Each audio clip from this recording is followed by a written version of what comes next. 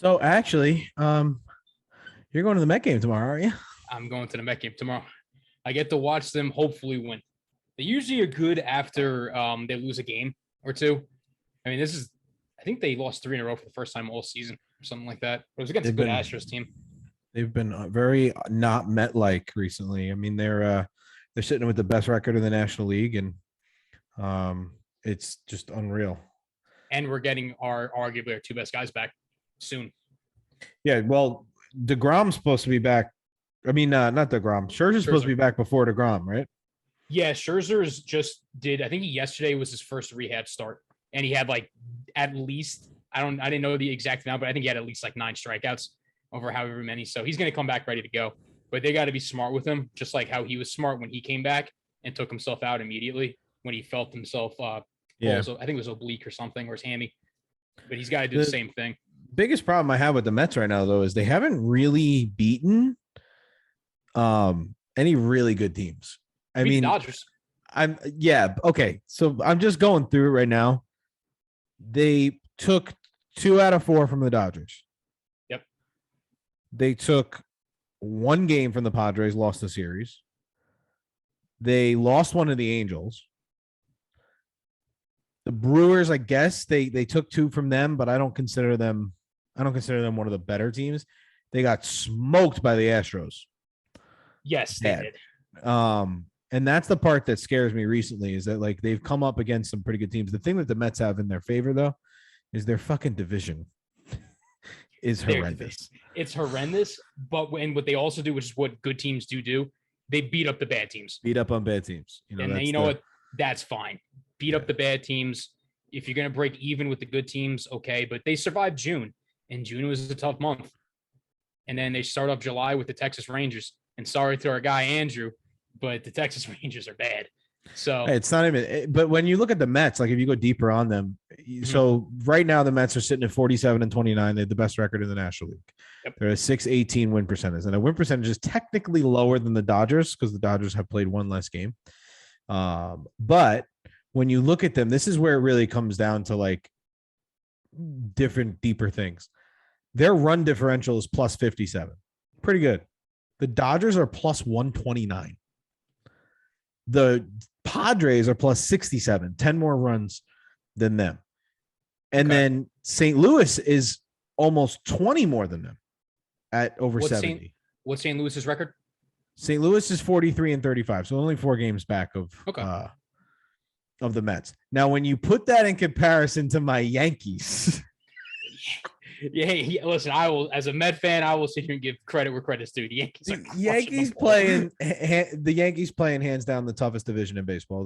There's 4 teams over 500, and the Orioles are the only team under 500, and they're only under 500 by 7 games. Yeah. So all of the teams are over 500. The Red Sox are 10 over. Toronto's 9 over. The Rays are 7 over. They have a 12.5 game lead on the Red Sox, and the Red Sox are 10 games over 500. Their run differential is plus 150. They knew that they needed to smack the ball out of that stadium to keep up with, so that to cover for their pitching. And they're doing exactly what they need to do. They are dominating offensively. Insane. They are insane. And they've beaten countless good teams. When you look at I'll go over the last couple games. I mean, they beat up on the Angels and the Tigers and the Twins aren't good teams, but they beat up on the Rays this year. They beat up on Toronto. They beat up on Boston. They took 2 out of 4 from the Astros. They're playing the Astros again this week. They lost tonight 2-1. But I hate to be that Yankee fan, and I hate when the Met fans that are saying I really hope it's a Subway Series because I think that puts a jinx on both teams. Oh yeah, but I think we're getting way too excited. But it would be horrible for baseball. Only like real sports fans know that. New York fans would love it. We would love it. Mets versus Yankees. I think it would be great. I think it'd be great for horrible baseball. For the sport. No, in a sense, it's great for baseball. But think about how bad baseball does nationally. It's a regional sport. We all know that. It's a sport that you watch it based on your home team, and that's it. Think about every other state besides New York and New Jersey. They're not going to give a shit. Well, that's not true because history says that when the Yankees are in the World Series, they get their best ratings. Yeah, you know what? You're right. Just because it's the Yankees and And the there's a Yankees lot of people are, that live in this state. I think it's the same for the Dodgers. I think the Yankees World Series outperformed the Dodger World Series, but it would. I think the Yankees Mets. There's a lot of different storylines there that are exciting too. Francisco Lindor would be in his first real playoff run. I mean, he was with Yep. the Indians and he did well, but he'd be in his first real deep playoff run if the Mets can get there. The Yankees have a ton. Pete Alonso, probably the best. Cementing his place right now in New York baseball. Yeah, he's probably the best young first baseman that's been in New York baseball for a long time, because the Yankees haven't had a homegrown first baseman in a long time. No, they haven't. The Mets last one. John Olerud. Yeah, we haven't. You look at our best first baseman. Arguably, our best first baseman's Keith Hernandez, and he's not homegrown. No, he came from I think Cincinnati. Yeah, it's been a while, but the Yankees, I think for them, I mean, this team is predominantly. You look at their core with Aaron Judge and Glaber, even Andahar, who's now in the minors, but you look at that team with Luis Severino and Jordan Montgomery. There's a lot of homegrown talent on that team, and it's only getting better. They're bringing more and more guys up. I don't think anybody beats the Yankees this year. I will say right now, it's both the Mets and the Yankees pennants to lose. Oh yeah. Yeah.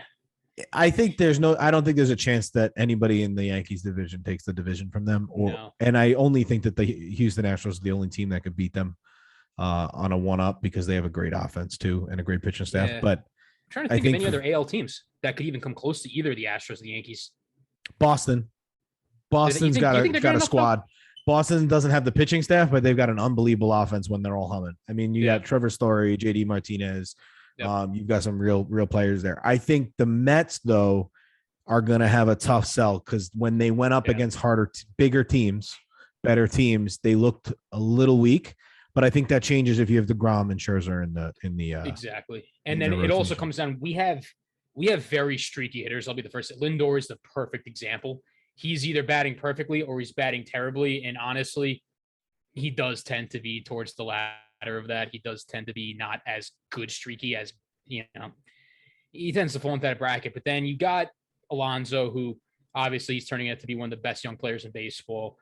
You got Jeff McNeil when he comes back. If he comes back healthy, he's the best pure hitter on the Mets team. And he's up there for one of the best fielders too. He could play second or left field.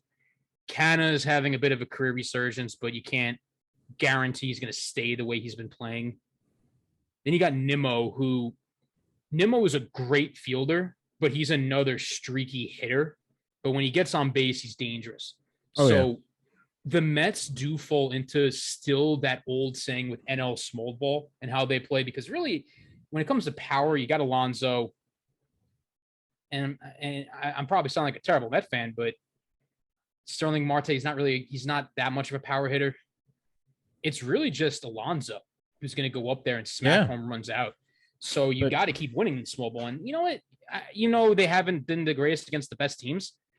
Small ball, it still wins games. I don't care what any of the sabermetrics and all that shit says. It still wins. Not when you face the Yankees and they smash that home run. Not when you got Murderers Row reincarnate on the Yankees, just slapping baseballs to right field every chance they get. Unreal. And the genius of Cash God, as I call him, Brian Cashman, Matt Carpenter has been a fucking beast for the Yankees since he came over. He was batting like 167 when St. Louis threw him in the trash bin. This dude smacks home runs all day long. All day long. He's a lefty bat with the short porch in right field.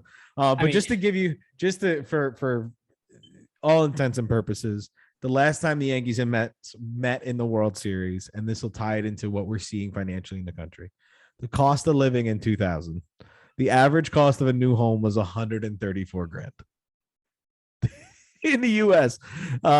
What's crazy is that the average monthly rent in the United States was $675 a month. Can we do a little bit of a back turn a little bit? Can we go back to that? Because that would be nice. What's gas right now? It's over $5, right? On average. Here, it's between, depending on where you go, between like $4.80 and $5. Okay. The average gallon of gas around the country in 2000 was $1.26. We'll keep our real thoughts on that on the down low, because it will a dozen eggs raging. I just went to get a dozen eggs the other day, $6.40.